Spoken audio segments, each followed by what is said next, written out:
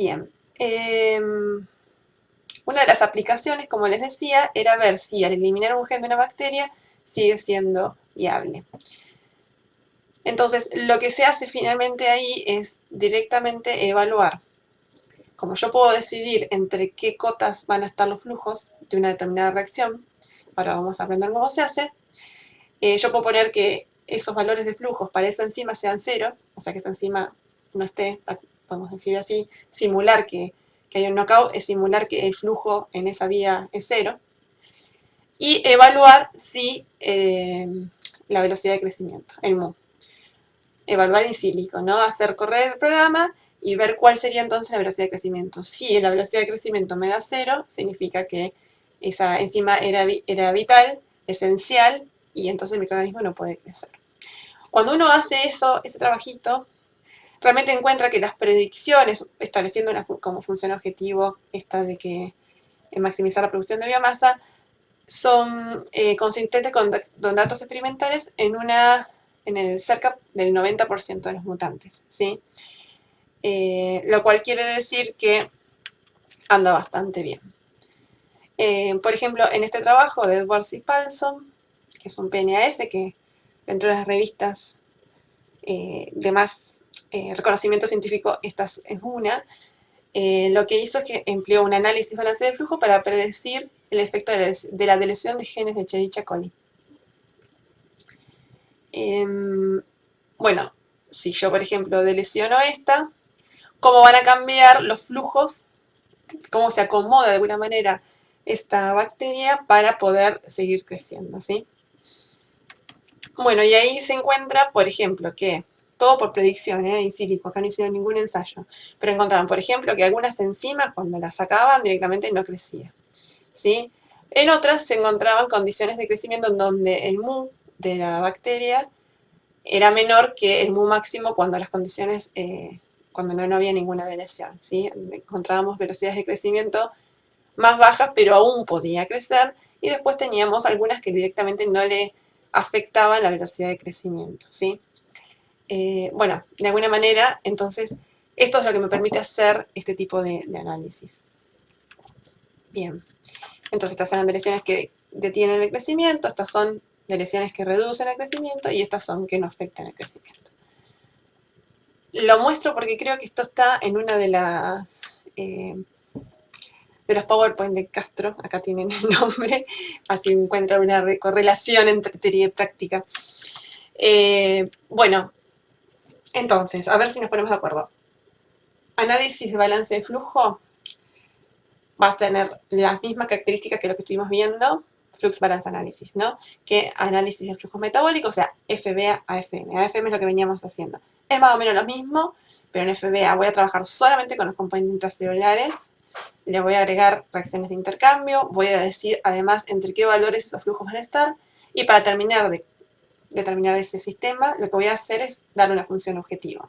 Esa función objetivo va a ser entre todas, lo que va a hacer es entre todas las posibles valores de flujos que me puede dar, va a elegir aquel que maximice esa función objetivo. Definir esa función objetivo, en general, va a cambiar los resultados que yo obtenga, ¿sí? Se vio que maximizar la biomasa es la que mejor me reproduce los resultados experimentales. Pero acá les muestro otro trabajito. Ay, no lo quiero leer en inglés. Bueno, eso que dice ahí. En donde prueban para Escherichia coli diferentes funciones objetivo, ¿sí? Y ven cuál de ellas predice mejor los datos experimentales. Las funciones objetivo analizadas fue que me maximice el crecimiento celular, otra es que me minimice el potencial redox, entendiendo como que sería una maximización de la eficiencia energética, otra que me minimice como otra función objetivo que minimiza la producción de ATP, pensando que el microorganismo quizás no es lo que el metabolismo va a ir más a tender a minimizar la utilización de energía que a maximizar su crecimiento.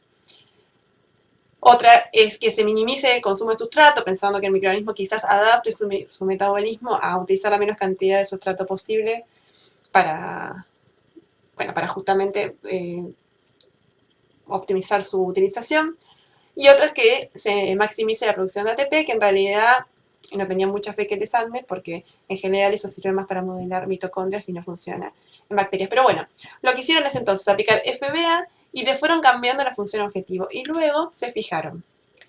Ellos tenían los valores experimentales, por ejemplo, de producción de acetato, y después tenían lo que les daba con las diferentes funciones objetivo, ¿sí? Entonces acá tenían la producción de acetato experimental, da esto eran diferentes cultivos continuos, ¿sí? Diferentes condiciones de cultivo continuo, y lo que daba por FBA utilizando diferentes funciones objetivo. ¿Está bien? Cada uno de estos experimentos representan cambios en temperatura y la concentración de succinato con que se alimentaba la bacteria. Lo que les quiero mostrar en esto es que, bueno, en algunos casos logra reproducir bastante bien, en algunas condiciones se logra predecir bastante bien entre lo medido y lo simulado. Lo que encuentran ellos es que en realidad, en este caso, la función objetivo que reduce la cantidad de equivalentes la minimización de consumo de sustrato, no, perdón, la minimización del potencial redox, era la que mejor les daba parecido, digamos, de alguna manera, a lo que se obtenía experimentalmente, y ponían de alguna manera en cuestionamiento esto de que todo el mundo usa maximización de producción de biomasa. Dicen ellos que en este caso funcionó mejor la minimización de producción de poder reductor.